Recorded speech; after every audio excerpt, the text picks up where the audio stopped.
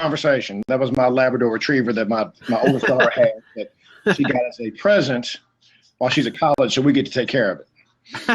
Nice. Welcome to the Shelton Bumgarner Show.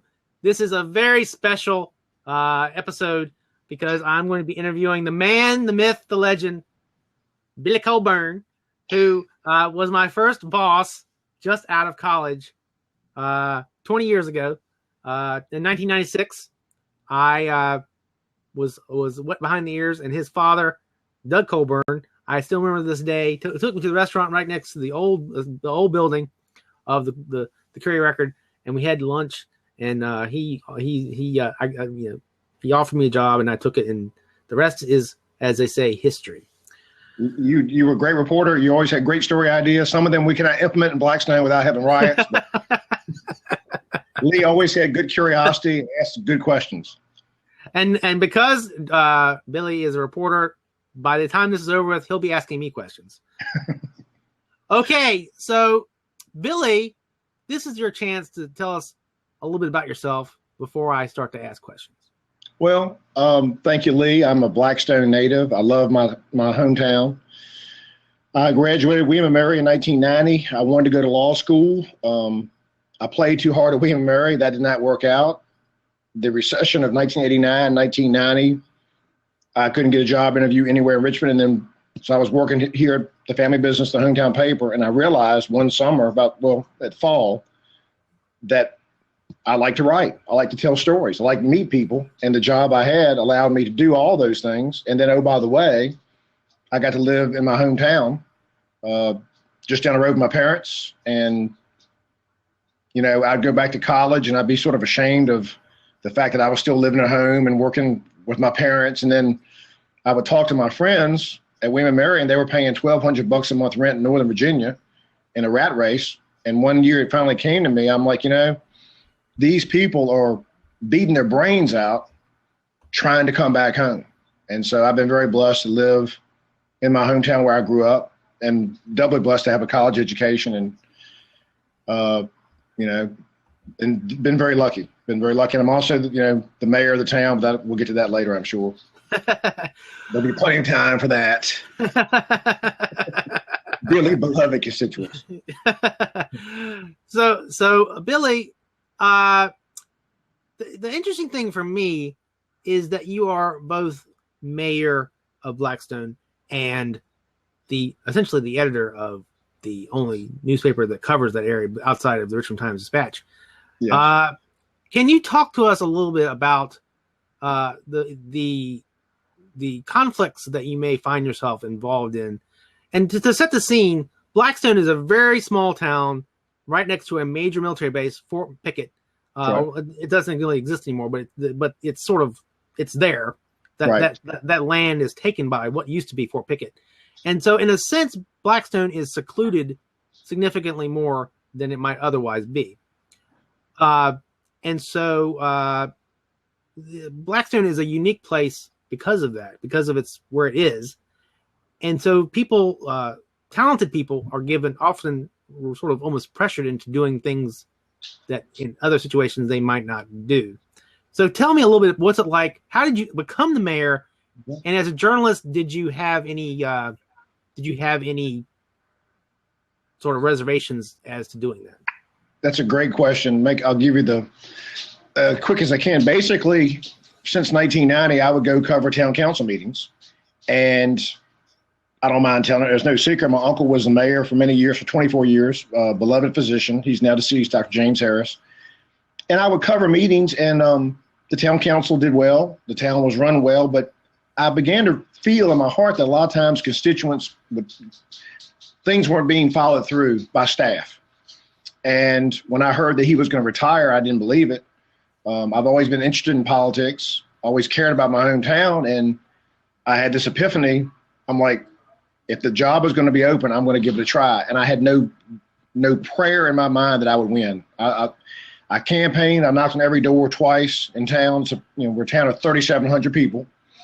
And I remember going home election night. I remember driving home, and I was emotional driving home, not because I was nervous, but because I had participated in the process in my town. I'd met everybody in town. I'd laid my ideas out to try to be a very positive ambassador and try to give people a voice. And I was tickled to death that I won. And of course, people questioned, and there is no legal conflict of interest. A legal conflict of interest is when you're, that has to do with monetary issues. But I will tell you, having been mayor now for 10 years, there are many ethical dilemmas. You'll hear something as mayor that's sensitive that could be a news story. And I've always tried to keep it simple this way. I've always tried to say, look, if I hear something as mayor and it's ultra sensitive, like a personnel matter, unless I hear that out in the community in other capacities, it does not get published in the newspaper. And I've told some of the town employees, I'm like, look, now, if I hear something that's sensitive as mayor, but we all know it's going to get big, and let's get out in front of it. And we had one situation one time where we had an accident involving a police dog that passed away. And I knew that it was going to obviously get out and people were going to be upset. And so I convinced the town, let's issue a press release and tell everybody what's going on. My policy is very simple. The more sunlight, the more scrutiny, the better. Even when it makes us look bad at the time, I would rather be guilty of over-disclosing and showing too many warts than all of a sudden somebody come up and say, hey, y'all try to keep this low key or keep it under the table. But it's caused me a lot of personal pain. People who I've grown up with and loved, been friends with, have not always been able to handle or respect my professional integrity and my professional standards that, if people mess up on a certain stage, it gets in the paper. Now, so the question I have is, how has being a reporter influenced your administration policy-wise? Well, here's the thing I tell everybody. The elected folks, we're not God. We're not that important. It's the staff that's important. Town council hires a staff to run the town. The mayor basically is largely in Blackstone ceremonial. I guess the thing that's helped me the most by being a journalist, you're close to the people. And I've always believed that when someone gets the nerve of an average citizen to leave their house, to leave their family on a weeknight and go to the podium and address their elected officials, they need to have some kind of response or assurance that they're being heard. And so many times I go to meetings all over Southside Virginia, someone will get up and spill their heart out, and the chairman of the board or the mayor in that town will just say, well, thank you, Mr. Johnson, thank you, have a good night, and not get any answers. And to me, government that governs locally governs best. And if we can't go to town hall or to our board of supervisors and feel like we're being responded to and feel like our opinions are being respected, then the country is doomed. Everyone knows their president, everyone may know their congressman, but the people that can do the greatest harm or the greatest good in the shortest amount of time are your local representatives. Okay, talk about that in like a practical sense. Like, do you have any if you could go back to that night when you were driving home now, if you could go back and talk to yourself back then, what would you say to yourself that you've learned in 10 years of being mayor? Embrace the poor, hug the poor people tighter, do more for the less fortunate because they're the most appreciative, and the people that you think you're most like will often let you down. And that sounds kind of morbid and sounds kind of, I'm a fighter, I'm a scrapper. I believe I'm a big underdog person. I'm not someone that just because I'm mayor and because I've been blessed with a lot of gifts and a lot of education and that sort of thing, that I'm better than anybody else. And it bothers me when I see people, I don't like arrogance. I don't like elitism. They generate something inside me that makes me really boil. And so if I was talking to myself that night in 2006, driving back home, I'd also tell myself, be prepared to be disappointed in people that you would never dream are going to disappoint you. Can you elaborate a little bit? Nothing, maybe nothing specific, but well, I don't want to get personal, and I don't want a sob story because I'm not going to sit here and play. I mean, I've been blessed, but there was some heavy lifting to do at various times at the beginning of my administration, and I've always told people I, Billy Coleburn, will always take my duties seriously, but never myself too seriously, which makes, but those duties are very serious. And, I think a lot of people in town knew there were some things that, there were just things were not going the right direction. The town was in bad financial shape. And something had, I kind of helped spearhead some changes. They were painful changes, but they were successful changes. And over time does heal some wounds, but we went through a change in administration. There were some people that could not even look me in the eye on the sidewalk after I'd speak to them. And, that upset me a lot.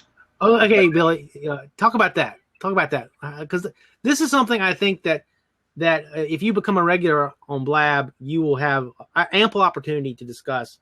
But because I think a lot of people will be fascinated by this. But let me set the picture for you. Blackstone is an extremely small town, and I was a reporter there, and that's one thing I learned. I'm sort of feeling myself. This is where you imparted me a great deal of knowledge. Is that if you do something on Blab, just like if you do something in Blackstone, you got to deal with it. Like you got to the consequences. If you report on something in Blackstone, you got to deal with the consequences on a personal level, because people are going to stop you in the street and say, "I read that article and I hated it." Right. So, and that's a great point. That's an excellent point. And that's one of the things I do respect about community journalists. You can't hide. I mean, you can work at a big paper, the Times-Dispatch, or even bigger, the Washington Post, New York Times. You'll never chance to see the subjects you write about on a street corner or in church or at your child's school or at the post office or at the Little League ballpark. I mean, like I say, you're not insulated. You can't run and hide. And I like that aspect. That's part of being in a small town. I may have lost track of the question. Well, the question is, tell us, what's it like for those of us who like I know, but there are people who don't know. What's it like living in a small town that is sort of almost, I would say, almost sort of frozen in time? It's like frozen in time in about 1956 in some ways. Well, what's it like on a practical level? Well, and I don't think Blackstone's unlike a lot of small southern towns, many of them all across Virginia, the Commonwealth. But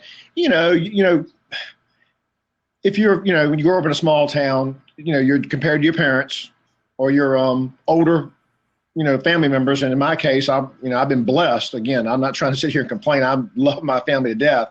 But the bar was set pretty high for me. And in my own mind, I'll be honest with you, there are times, I feel often I fall way short of it.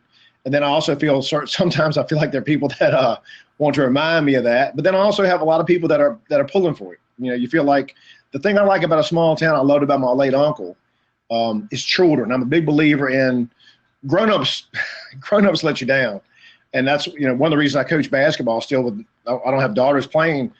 I like to encourage children. My uncle was an encourager of people.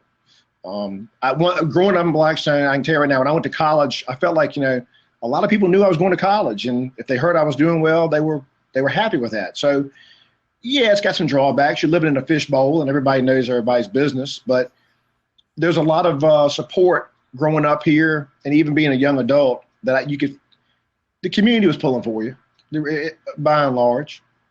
Okay. One problem that many small towns have is a brain drain. Is there anything that you can think of that the community can do to encourage people like yourself to stay? Well, that is the most depressing question, the one I fear about the most for this reason. As I said before the interview started, we have a lot of empty houses in Blackstone right now. That, in fact, I think our census in the next decade is going to drop below 3,500, which is be an all-time low. As much as those of us in Southside Virginia say we don't want government and we want limited government, and I'm one of those people. If we did not have the major government employers here, like Fort Pickett and some of the other state institutions nearby, people like me would have nothing left. The only reason Billy Colburn's back in Blackstone, and I'm lucky, is I had a family business to fall back on. Everyone else is either going to the United States military or the ones that go to college and do well, they're gone. Basically, it's a parent-child economy. And we do have a project at Fort Pickett. The State Department is planning to build a big training center to provide security for diplomats overseas. It would employ 400 people. As much as we sit here and say we want smaller government, that might be our best bet to, generate some infusion of new jobs, and there'll be some private sector components that come with that. But the brain drain, Lee, is very real. It bothers me. It may be worse than it's ever been in my life right now. The economy, my father always said, Southside Virginia is the last car in a roller coaster. And when the rest of the country is doing great, we're in the bottom. And I don't know about this recovery. People talk about the recovery. I think there are a lot less people in the labor pool than there used to be. Wall Street's doing fine, well, till this month, but Main Street is not doing so well. It's a struggle out there. So, okay, as we've discussed before this interview, you have suggested that perhaps Donald Trump will be the nominee for the Republican Party. And can you, first of all, I'd like to know your personal political leanings as the mayor, and then second of all, your political leanings on a broader scale. I don't fit in any party. I'll tell you some of the big issues for me locally. I'm big on racial reconciliation. I think that's a nasty scar that has gotten a lot better. It's healing much better in the South. A lot of work still to be done. Blackstone at one time was a very, very segregated town. I'm delighted to tell you that where I live today, and you know the area well, very integrated neighborhoods. But I'm just a big believer in the blue collar. Those of us in elected office can't sit there and brag about the fact that we get all these grants because we have low income people, and then we get grants that don't do anything to help low income people. I think a lot of times poverty is used as business. It's used to generate corporate welfare, that sort of thing. But I'm very conservative when it comes to money.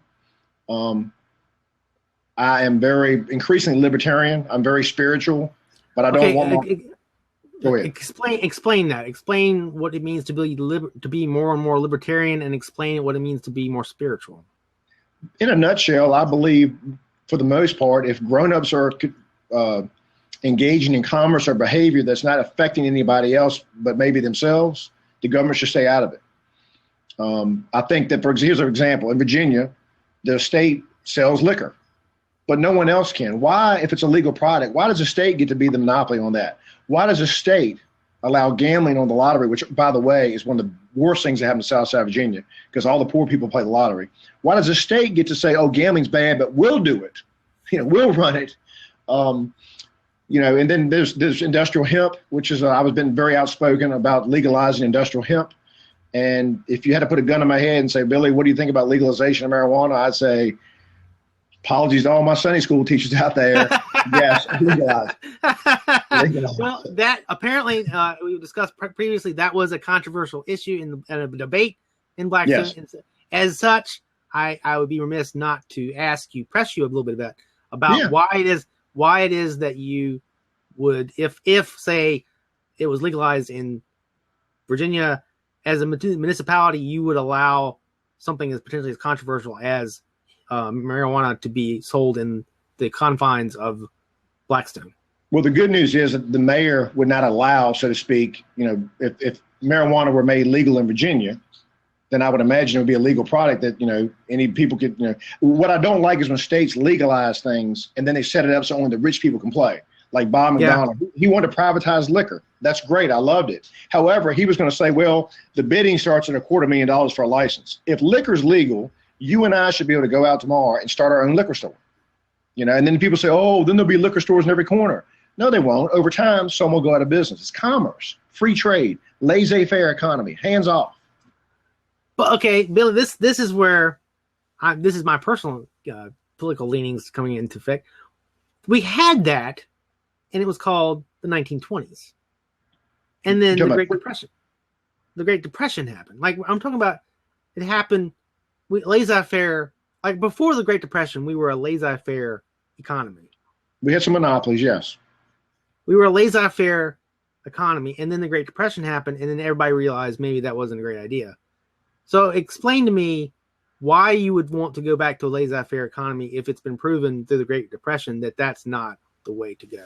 Well, I'm not going to sit here and say government shouldn't regulate or have regulation. I mean, certainly, government should have the zoning. Government should have, places where you have business zones, you have residential zones in a town, that sort of thing. I just think that right now, as one who, makes payroll deductions and pays people wages, I think what worries me is that more and more Americans are not aware of the burden that is called taxation. And the sad thing is, I think most people in Southside Virginia got their first taste of the evils of taxation. You know when? Last week when the Powerball was 1.4 billion, because people were like, I'm gonna win 1.4 billion. Oh, wait a minute, after taxes, you mean the government's gonna get $500,000 for doing nothing because I went and bought tickets for the Powerball? I would like to see people like Trump, and I right now Trump is a guy I'm intrigued by. The flat tax, fair tax, success is punished too much in this country, far too much. Okay, explain. Go into detail about what do you mean by that? What do you? And because I asked that because you are a politician, and therefore I'm curious why you would suggest that.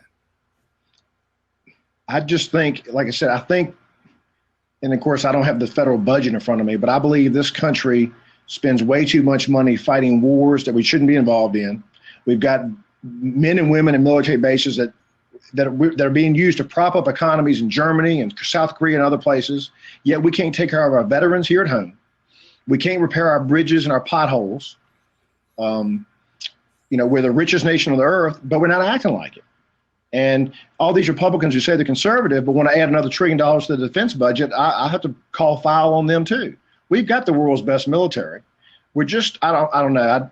I just think that too much of our money is going to waste. I think we're de-incentivizing a lot of people to work. I know around, there are times I beat my head in the wall. I'm like, maybe it'd just be better to, somehow get unemployed and just, the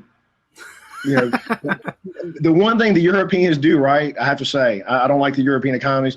They do vacation right. We Americans are beating us. We're working too hard. Americans get 2 weeks vacation if we're lucky. I don't know how you fix it, but I just think that somebody's asked me a question. Yes, Kylie Smith asked. Of all the candidates, whose tax plan are you the most fond of? Well, that's interesting because right now the candidate I favor the most is probably Trump, but the tax plan I like the most is the fair or flat tax that has been, at one time, Ben Carson had it, 10% across the board. I think he was a fair tax. And I believe Huckabee also had a fair or flat tax.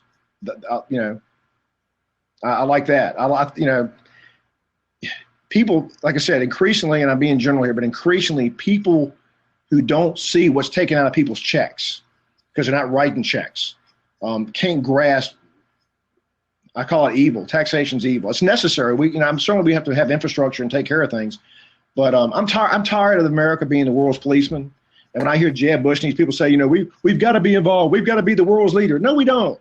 No, we don't. I like what Trump said. You know what? If Vladimir Putin wants to waste bullets and blood fighting ISIS or ISIL, go ahead.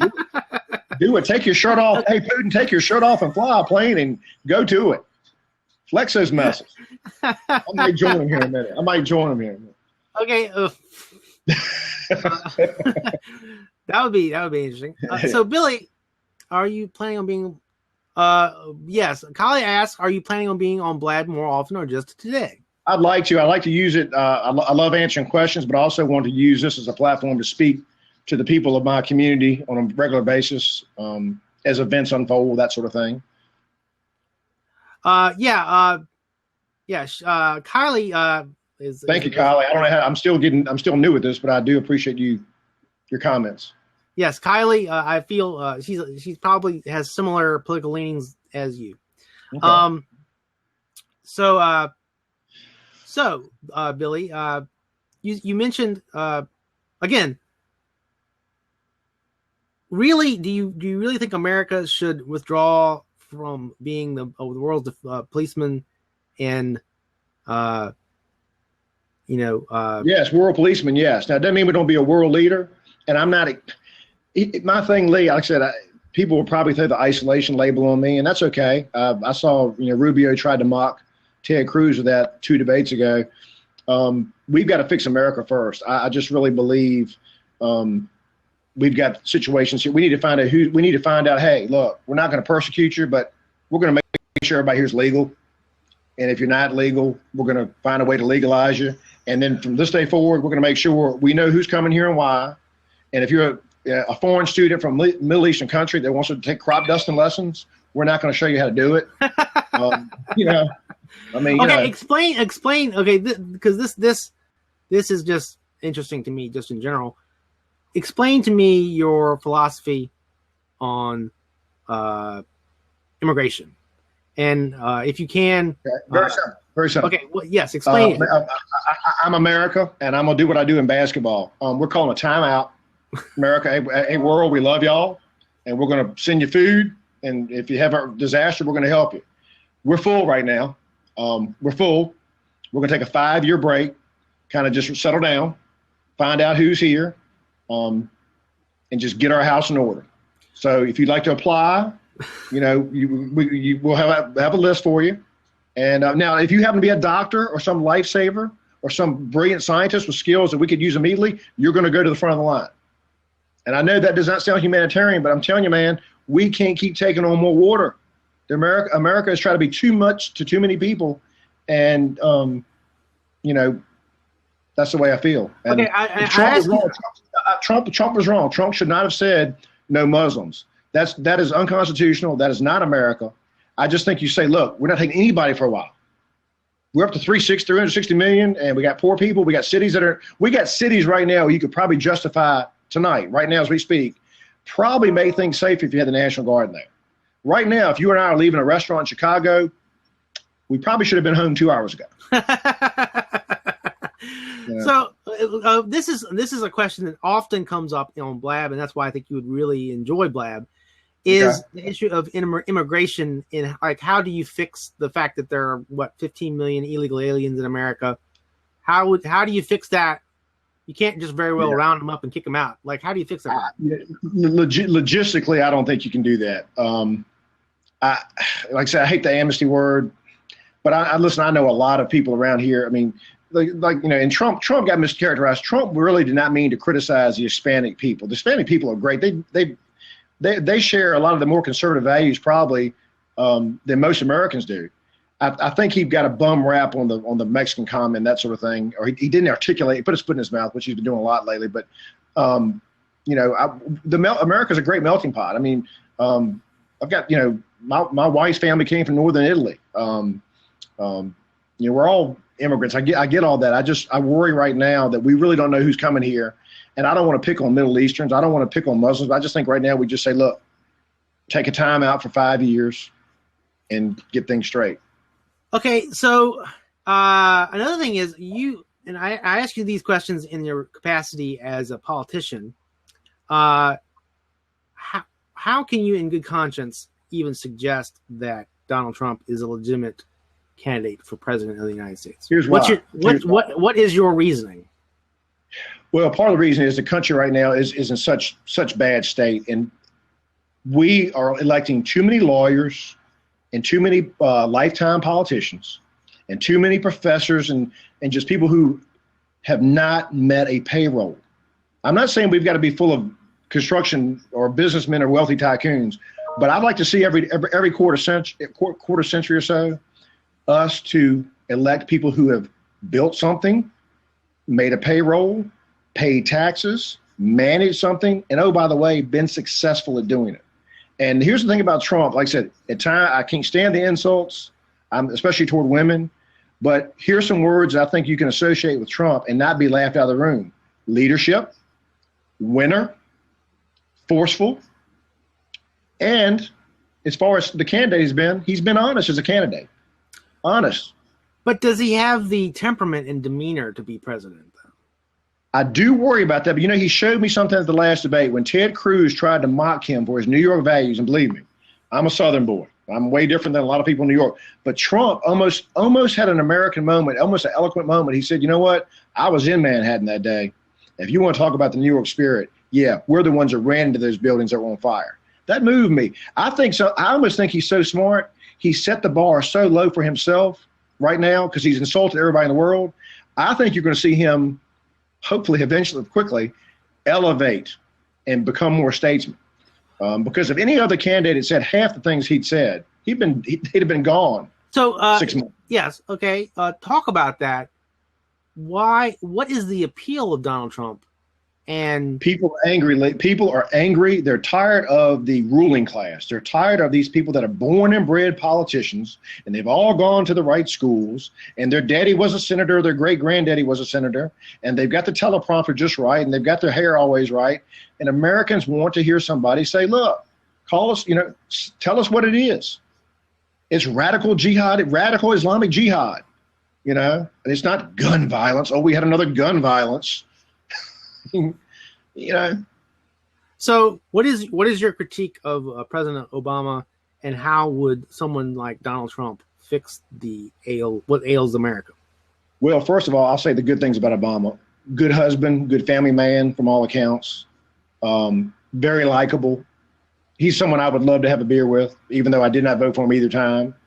I do think at very important times in the last 8 years, especially episodes involving race, the potential for race, he has come out, I think, several times and taken positions or made very poor choice of words before we knew the facts. If I had a son, he'd look like Trayvon Martin. I mean, just think, okay, we get that. I think in sometimes Obama has he's actually divided people. When he got inaugurated in 2009, even though I didn't vote for him because I was afraid he was a socialist, I was happy. I was like, look at his family, his beautiful family. America has crossed a very important, we've crossed a very important bridge. We have elected a person of color to be president. That's a great thing. Please succeed. And then here we go. First thing he does, man, Obamacare. And here's the thing Republicans need to realize. When you put Barack Obama's policies on the ballot, but remove him, his policies get slaughtered. 2010, 2014 midterms, Republicans rule. 2008, 2012, he's a likable, charming guy, and a very historic figure. You can't beat him. He'd win a third term tomorrow. It wouldn't even be close. Okay, if the Democrats easy, he'd win a third term. You bring up an interesting question. If that's the case, then why is Bernie Sanders now leading Hillary Clinton with like a 47% margin? Like he's got 47% in New Hampshire, and she's got like 20 something. Like that's. Well, here's the thing. Here's why. Bernie and Donald. This is going to sound. A lot of people out there are going to think this is crazy. Both the Trump people and the Bernie people share some similarities, and they are as follows. They're mad.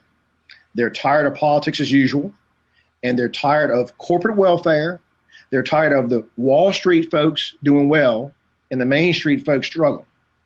And they're tired of, they're just tired. They're tired of politicians. And Obama, like I said, Obama's a great politician. He's very likable. But if you really analyze the substance of some of his town hall meetings, whenever he goes in front of audience, and if you take a transcript and read what he says, we're gonna fix that, and we're gonna, it's never any substance. So people criticize Trump for substance. Obama's been short on substance, but he gets madder. It seems like he gets madder at Republicans than he does radical jihadic terrorists. It seems like he is most forceful and active, coming out of the gates ready to fight when there's been an episode that potentially could be racial, involving police, or and hey, listen, some of these cases the police have acted inappropriately, but not all of them. 99.9% of the police officers are good officers. But the way the narrative has been in the country lately, they're another police brutality. He, as commander in chief, needs to really be careful about how he comes out, and his words matter. And when he takes positions and suggests that something's racial, and we get Al Sharpton on the scene before they put a sheet over the body, that's what worries me about America. We've become more divided in that regard, I think. Okay, now I this is an example of how we can have an intelligent discussion that perhaps we cannot have on Facebook. Mm-hmm. I'm not getting into a debate about this. I'm just curious about your views on this subject. So you have the floor to say whatever you want to say. I'm just asking questions. Tell me, why is it that when I try to have a discussion about gun control, mm-hmm. it often, the first thing that happens when I say we need gun control is that people say, you'll take my gun out of my hand, my cold dead hand. Right. And I often preface my remarks by saying, I I don't want to take your gun, but I think we need to have gun control.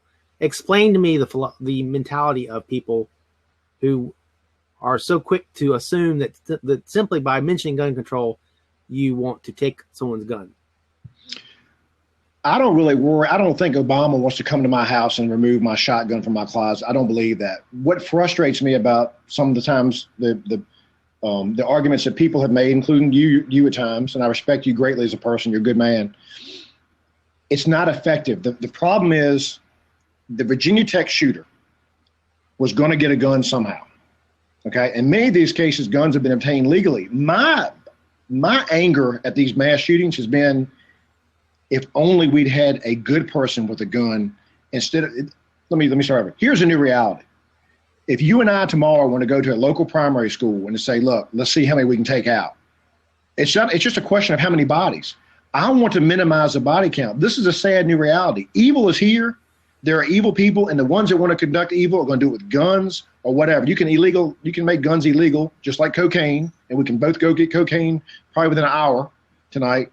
But I want to make sure that people, good men and good women with guns are there. So instead of having 17 funerals, maybe it'll just be 5. Okay. I mean, so if that Jewish professor at Virginia Tech in April of 2007 had been armed, instead of 32 funerals, maybe it'd have been, I hate to say the word only 16 or only 21. Every life matters. And if I thought banning guns were going to make all of us safer, I'd be in favor of it tomorrow. It's not going to make us safer because the criminals will always get them. I'm not that point. I'm not arguing with you. The issue is, this is the thing that is a bit controversial. I feel is that you want to arm teachers. Explain that to me. Well, I don't. What I've actually thought about this. What I've really thought about doing and proposing. Of course, I'm just a small town mayor, but I think that basically for every 150 students you have at a college or a school anywhere, 2 or 3 armed guards, it could be local police officers, should be on that campus. And I believe if a teacher wanted to carry a concealed permit and went through a very thorough process, and I wouldn't say elementary students, I'd have to say maybe high middle school students, they should be allowed to do so. I mean, why should they be a sitting duck? A gun-free zone is a sitting duck zone. I mean, it just, when you have signs of gun-free zone, oh, wait a minute, I'm going to go commit murder. Well, they got a sign up. Let me put the gun back. I can't bring the gun on. It's silly. It's a panacea. And here's the thing. After Newton, Connecticut, I said on Facebook, I said, folks, it's just a matter of time. When's the next one going to be? 5 months, 5 days, 5 years? We know what's going to happen again. And we're going to all act terribly shocked and outraged, and we're going to cry genuine tears, and not one child in this country will be any safer. And we go to another mass shooting. Okay, well, that brings up an interesting question. And I'm not trying to stir up the audience here. No. I'm just curious. Yeah.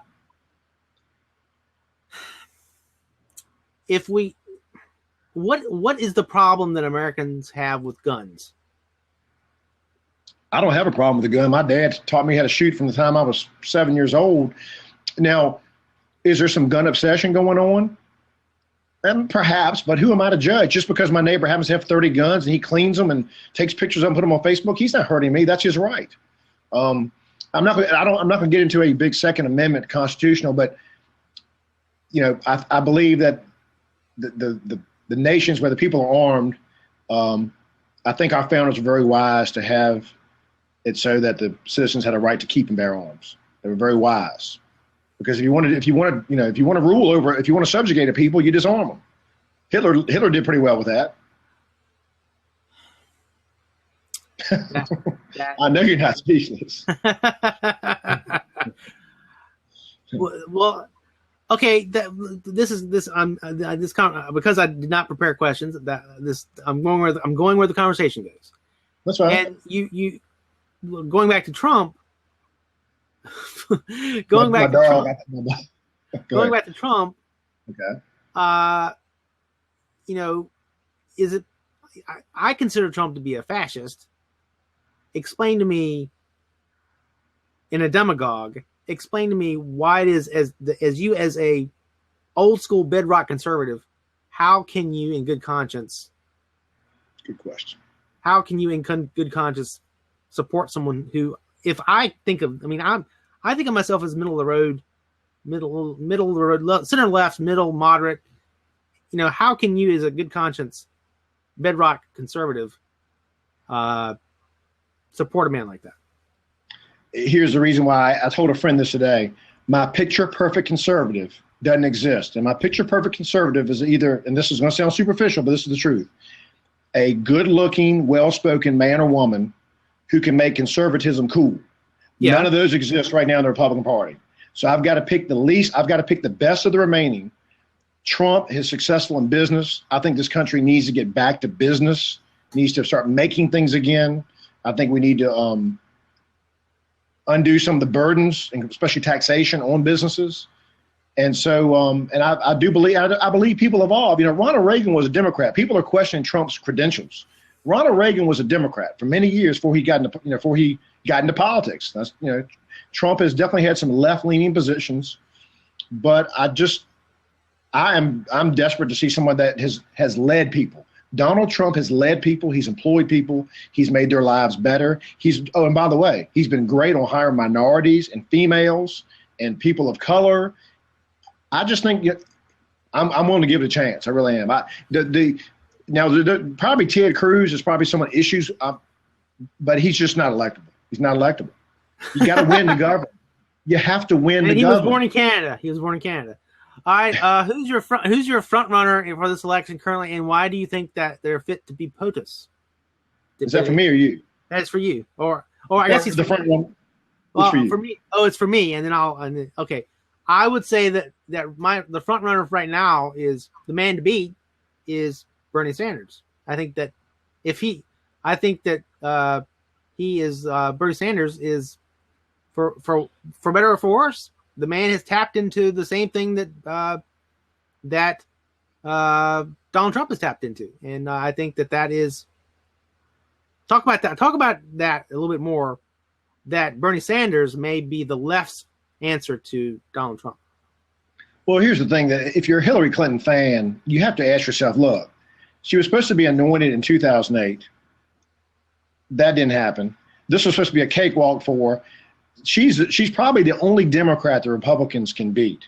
Bernie's tapped into something. And the thing about Bernie, I don't agree with him on a lot of issues, but I give him credit for this. He is at least being intellectually honest. He's saying he's a socialist. He's been that way his whole life. He's been consistent. You don't have to catch him on flip-flops. So I do respect him in that regard. He's a lot more honest than Hillary Clinton is. Hillary Clinton's got a huge, I think even people that lean to left say she's got a huge integrity deficit, and I don't know if she can get out of it. Okay, explain that to me. What is why? I mean, and Kylie obviously likable. She ain't likable, man. She's not likable. Okay, let me ask the question first. What is the source of the passion of the hatred for Hillary Clinton? Now, I don't hate anybody, but she's robotic. It's like it just her husband, you know. And I can't question whether someone's sincere or not. But Bill made you feel like he knew you. He didn't have to act. She gets up in these places and it's just like she's trying to act mad. She's trying to fire up a crowd. I just think she feels like I think she looks down her nose at most Americans and thinks she's smarter than everybody else. She projects arrogance and entitlement. And like I said, there's a long track record of her, I mean, not being able to tell the truth. Oh, the Rose Firm law records, they were on the coffee table the whole time. I'll give you that. It had her fingerprints on it too. You know, just likability and integrity. And I think she insulted a lot of women when she said, I'm not going to just stand by my man and go home and bake cookies. That offended a lot of women. You know, there are a lot of good women out there that have been stay-at-home mothers and housewives. It's the hardest job in the world, man, being a mother. Hardest job in the world. It is, definitely. And ultimately, of course, the great irony is that she said that in the 1992 election campaign, and then obviously what happened later happened. And she did stand by her man.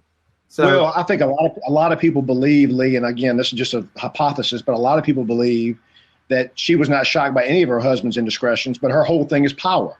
He likes women. She likes power. And it's, that's just, and that makes average Americans, I think, a little bit queasy.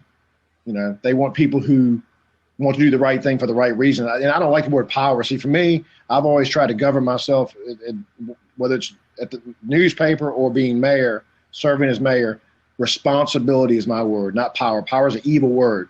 Responsibility is my, try to make it my theme. Okay, and another, this is kind of dry, but for me it's interesting. You have suggested that there be term limits for local, and you, given that you yourself probably will be the mayor of Blackstone for the foreseeable future, why would you sort of have a self-defeating philosophy on that? Well, as one who loves limited government, I think that even having to discuss term limits is sad. But the fact remains, we had to do it to the president during FDR. If you want to minimize the influence of lobbyists, you've got to take away their fuel. And their fuel is cash to give to politicians who are obsessed with prolonging their career. The founders never envisioned, they never dreamed that we would have people that go to Washington and stay up there 1, 2, 3, 4 decades. It's just gotten out of hand. And to me, they envision a citizen servant, someone that was, hey, going to serve my country and go back to private life, not become this place where you serve one term in Congress, you get a lifetime pension, and oh, by the way, you can pass Obamacare, but you're exempt from it. It's just become a land of hypocrisy and just putting their head in the federal trough, and we taxpayers are, doing all the work, and they're getting all the perks. Okay, I'm sorry to interrupt. No, I'm fine. That brings up an interesting question. If you were to be a regional or national candidate, what would be your political philosophy? What if Billy Coleburn could run for president? What would be your platform? I think the most important thing a commander-in-chief can do, this will sound very superficial, is make Americans feel great about their country. You do that by projecting, you bring people together. You travel across the country, you celebrate, you embrace people, you lift them up. You talk about the good things that are going on in America. I've talked about many of the bad things, obviously. And you just tell people what you believe in and shake hands and travel and be a good ambassador for the country. And make America. Okay, you say that, and then at the same time, you support a man who I feel would make America the laughingstock of the world with his temperament and demeanor. Explain the contradiction. Well, see, one of the things I watched on TV today, this is interesting. Members of Parliament over in Britain were discussing and making fun of Donald Trump. The same thing was being said about Ronald Reagan. I remember I was 12 years old when Ronald Reagan ran and was elected. The national media and everybody called him a B-rated actor. He was an airhead. He was a doofus, and he wasn't smart enough. He was probably one of our greatest presidents. I don't really care what the rest of the world, we elect our president. We don't need the world's help to do that. Sure, Trump, the temperament, there'll probably be a lot of apologies. Whoever his vice president is will probably have to go to, send condolences or apologies from the White House. He didn't. The Donald really didn't mean it that way. But I just think if I were to be a candidate for regional or national office, which would be a long shot, I would just try to remind people what made this country great and try to embrace it. Okay, Kylie again asked a very pertinent question. If you were elected as POTUS, what would your agenda for your first day in office be, and your first issue you would attack? I would ask Congress to immediately reform the IRS drastically, and to do so you'd have to implement it over 5-6 years. But I'd have the Billy Coleburn Tax Reform Act of 2024. Now, so you're suggesting that if you became president, you would use the honeymoon period, you would use your political clout to reform the IRS. Absolutely. It's too complicated. It's ridiculous. I know. I have a payroll, and my wife and I have been blessed to do well financially, and the taxes are a nightmare. Okay, so and consumption tax might be the answer. But Billy, I worry about that hurting poor people. I do worry about a consumption tax. So I'm not ready to endorse that yet, but I do worry about that. Because the consumption tax, by its very nature, hurts. It rewards the wealthy, right? Because they have their wealth is not consumed. It is investments. Right. But I'd also make sure that we don't have any more federal death tax. It is a crime when a person who has paid taxes their whole lives and plays by the rules, they happen to die, and a bunch of government bureaucrats get to high five and get 55% of the guy's wealth just because he kicked the bucket. And I'll tell you something else. I'll tell you something else in my tax plan. My company pays, we do profit sharing. At the end of the year, if we have profits, after paying taxes, we have net income. Then we distribute some of that. You think the socialists would love this. We take some of our profit and distribute it to our employees. It gets taxed at 39% or 36%. It's double taxation. That income's already been taxed. It's a joke. Okay. So what do you feel? This is something that really bothers me because I am a Democrat with a small d and a Republican with a small r. Mm-hmm. What the hell is wrong with the Republican Party in that it cannot produce a candidate who I would suggest, such as yourself, who would be someone who would do something to elevate America in a center-right way, as opposed to be a little bit, extreme. Well, the problem is, with the exception of the Donald and Carly and Ben Carson, who of course is fading, they've all been there too long. I mean, look at that stage. They're career politicians. They're the problem.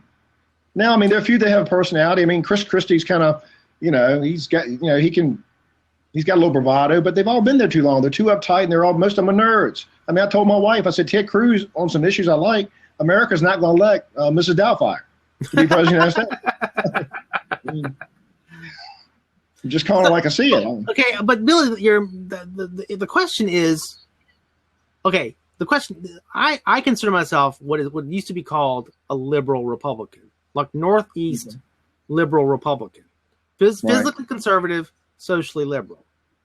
Why is it that people such as myself, I cannot vote in good conscience for a Republican because on social issues they have gone so far to the right? Yeah, they've, and it's tough, man, because like you got the issues like the abortion. That's always a tough one for the Republicans. They just can't, and this is tough because believe me, it's hard to say this, but I believe it. There are bigger issues out there, so much more important right now confronting the Republic than gay marriage, which, by the way, if two people want to get married, I don't care. I totally support it. Or civil unions, or whatever. I don't have a problem with that. Too many of the Republicans, like I said, they make their bed with their constituents, their donors. If they've got a right-wing donor, then he's writing them the check. They can't stray too far. And that's why term limits are so important. You wouldn't have these people. People would have a cap, and they would do things for the right reason and wouldn't worry about their poll numbers. Or, oh my gosh, I've got to go apologize to that donor. Term limits are needed. Okay, but so Billy, let me press you a little bit.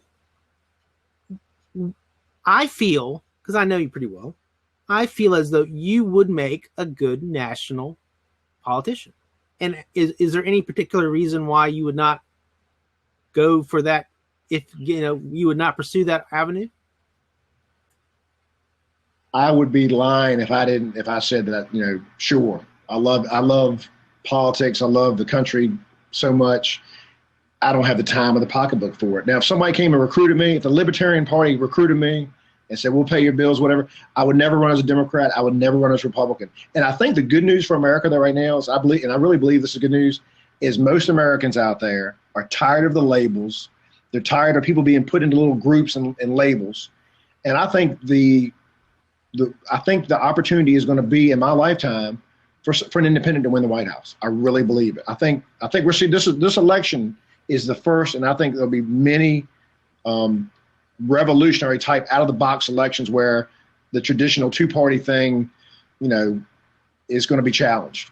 I pray I'm right. I mean, people have been talking about it for 200 years and it hadn't happened, but you raise an interesting point.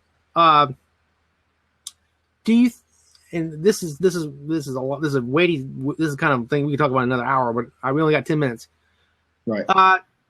Two things. One is, do you feel technology has been a detriment to the political process, and it allows the fringes to amplify their voices?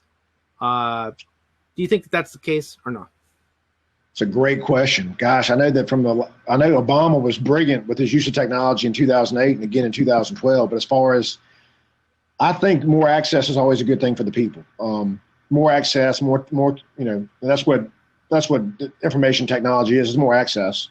Everyone, used to be 20 years ago, only journalists were journalists. Now everybody out there with a laptop is a journalist. I think that's a good thing. I do think it's sad that you can't go on Facebook and make a joke without it becoming a thread of people bashing each other and that sort of thing. But that's just the way society is. But I think for the process, technology has been good. We can do that. We can dig more. We can dig more. We can also hear something and find out something on TV and do some research online and find out that's a myth, or that was taken out of context, that type of thing. Okay, and one last question, and then we'll wrap up. Do you see yourself using Blab on a regular basis? I do. I've been surprised at the number of people that have tuned in tonight, and I've been enjoying reading the comments. I'm all for anything that puts me in touch, and more importantly, puts people in touch with the elected official. And I told a 6th grade class the other day, I said, look, you all know who your president is, and a lot of your parents know who your congressman is and that sort of thing. But most people don't have any idea who their elected officials are. And the elected officials locally, they're the ones they can call up and have lunch with or call our landline. I mean, our name is published in the phone book. They're the people that, like I said earlier, can do the greatest amount of good or harm quicker than the state or national reps can. The town council can vote to tear up a sidewalk on Monday night, and the sidewalk can be gone or a new one can be built by the following Friday. Okay, and one last question. What in your opinion makes for a good politician? What makes for a good politician? Well, as one of the viewers out there, I see what I don't like the word politician. I really don't. I like public servant, and I think what makes a good public servant is taking your duties very seriously, never taking yourself too seriously, and just listening to people. But at the same time, don't be a person that's like, okay, whatever the most people told me I have to do, because that's a democracy. We're a republic where people elect you to do what you think is best, and if you disappoint them, they'll vote you out or you won't run again. I think we in America have gotten too wrapped up in the democracy aspect with our focus groups and our polls instead of, leadership is lonely. Leadership takes courage, not as much courage as the Navy SEALs and the guys keeping us safe and the police officers in Chicago and Detroit, places like that. But leadership is lonely. It takes courage, and you have to be willing to lose. And every election I've run, I've said, you know what?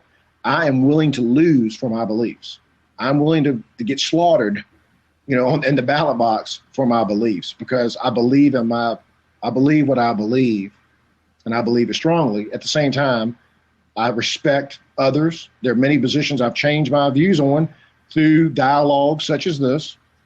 And I just think that's, and then at the end of the day, I like to go have a beverage, go play golf, or do something fun. But no cookies and cream. No cookies and cream. No more ice cream. No more ice cream. All right, Billy. Hey, thank you very much. Thank you very much for your time. I really appreciate it. I want to thank all of y'all out there that tune in tonight, and I see some good friends out there, and it's good to know that y'all care enough to listen to me for an hour. All right, that is it for today. Thank you very much.